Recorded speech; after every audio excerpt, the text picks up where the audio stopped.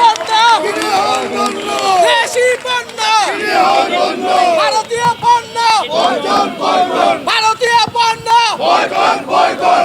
আমার মনে হলো যে ভারতের রাজধানী দিল্লিতে বিজেপি সরকারের ঘুম হারাম হয়ে গেল। চিন্ময় কৃষ্ণ দাস ইসকনের সাবেক নেতা, ইসকন থেকে তাকে বহিষ্কার করেছে, তাকে গ্রেপ্তার করেছে। বিভিন্ন গোয়েন্দা সূত্রে তার কিছু রহস্যজনক কাজকর্ম পাওয়া গেছে, এমনকি ইসকন থেকেও তাকে বহিষ্কার করেছে। তাহলে এই ব্যক্তি সম্পর্কে একটি সরকার বাকিভান হয়ে তাকে গ্রেপ্তার করেছে।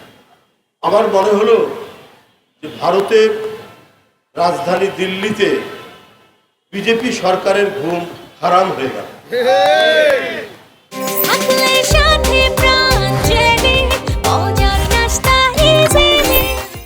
একটি কিশোর শ্রমিক বিশ্বজিৎ ঢাকা বিশ্ববিদ্যালয়, জগন্নাথ বিশ্ববিদ্যালয় থেকে ছাত্রলীগের ঘাতকরা হরতালের দিন তাকে কুপিয়ে কুপিয়ে যখন হত্যা করছে, সে আর্তচিৎকার করে বলল, আমি হিন্দু, আমি হিন্দু।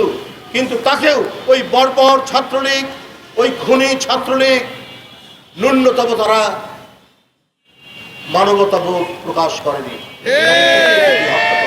কোথায় সেই দিন দিল্লির পররাষ্ট্র সচিব, পররাষ্ট্রমন্ত্রী এবং কলকাতার শুভেন্দু বাবুরা বড় বড় কথা বলেন, কুৎসিত কথা বলেন, অসভ্যের মতো কথা বলেন শুভেন্দু বাবুরা। সেদিন একটাও স্টেটমেন্ট আসেনি কেন?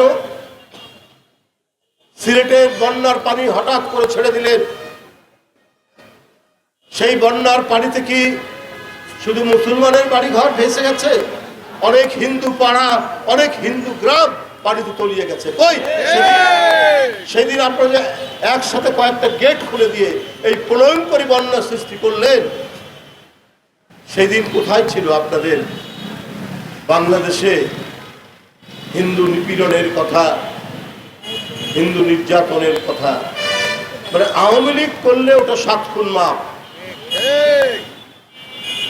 আওয়ামী লীগ যদি বিএনপির কোনো হিন্দু সম্প্রদায়ের নেতাকে আঘাত করে তাহলে সেটা 7 খুন মাপ। কিন্তু আওয়ামী লীগের একজন নেতা, সে সভাপতি বা সেক্রেটারি, দুই পক্ষে মারামারি হচ্ছে, বিএনপির কারো ঢেল বা লাঠির আঘাতে সে আহত হয়েছে, ওটা তখন বলবে যে এটা সাম্প্রদায়িক, হিন্দু সম্প্রদায় কেন মানে আহত। এটা একটা ন্যারেটিভ, এটা একটা বয়ান তৈরি করে রেখেছে তারা। কারণ একটাই, শেখ হাসিনার এই পলায়ন তারা মেনে নিতে পারছে। আপনারা গণতান্ত্রিক রাষ্ট্র, এটা আমরা সবসময় বলি, কিন্তু আপনারা বাংলাদেশের জন্য এবং আশেপাশে দেশের জন্য আপনারা, আমি আগেও বলেছি, আপনাদের নিজেদের মধ্যে যতই দলাদলি থাক, গ্রুপিং থাক, যা কিছুই থাক, কিন্তু বাংলাদেশের প্রশ্ন আসলে রসুনের গোড়া এক। এই রসুনের গোড়া এক হয়ে তখন একই সুরে, যেমন বিজেপির কেন্দ্রীয় নেতারা, মন্ত্রীরা কথা বলেন, মমতা বন্দ্যোপাধ্যায় কথা বলেন, শেখ হাসিনা তো তাদের আপনজন হবে। শেখ হাসিনা নিজের জনগণের প্রতিটি দ্রব্যমূল্যের দাম বাড়িয়ে, চাল, ডাল, পেঁয়াজ, চিনি, রসুন, আনাজপাতি, তরিতরকারির সব দাম বাড়িয়ে শুধুমাত্র তার প্রভু ভারতকে খুশি করার জন্য একের পর এক তিনি তাদেরকে প্রজেক্ট দিয়েছেন, টেন্ডার ছাড়াই প্রজেক্ট দিয়েছেন, এবং তাদের কাছ থেকে ব্যবসা করার জন্য, তাদের কাছ থেকে নেওয়ার জন্য বেশি দামে তাদের সাথে চুক্তি করেছেন। এই জন্যই মোদীবাবুর অত্যন্ত আপনজন শেখ হাসিনা, এমনকি মমতারও আপনজন, ভারতের যারা সাম্প্রদায়িক শাসক গোষ্ঠী তাদের অত্যন্ত আপনজন।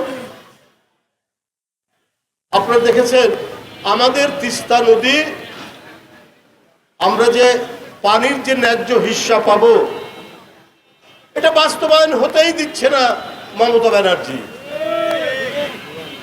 তাহলে উনি কি চান? উনি শেখ হাসিনাকে চান। আর শেখ হাসিনা এই যে মমতা ব্যানার্জি চুক্তিটা বাস্তবায়ন হতে দিচ্ছে না, এর জন্য একটা শব্দ বলেন না। আজকে বিএনপি ক্ষমতায় থাকলে অথবা যে কোনো দেশপ্রেমিক রাজনৈতিক দল ক্ষমতায় থাকলে তারা জোরালো কণ্ঠে আওয়াজ তুলত এবং আন্তর্জাতিক ফোরামে নিয়ে যেত, জাতিসংঘে নিয়ে যেত যে আমাদের এই যে ন্যায্য পাওনা, আন্তর্জাতিক নদীগুলোর যে পানির ন্যায্য হিস্সা, সেই হিস্সা আমাদের দিতে হবে।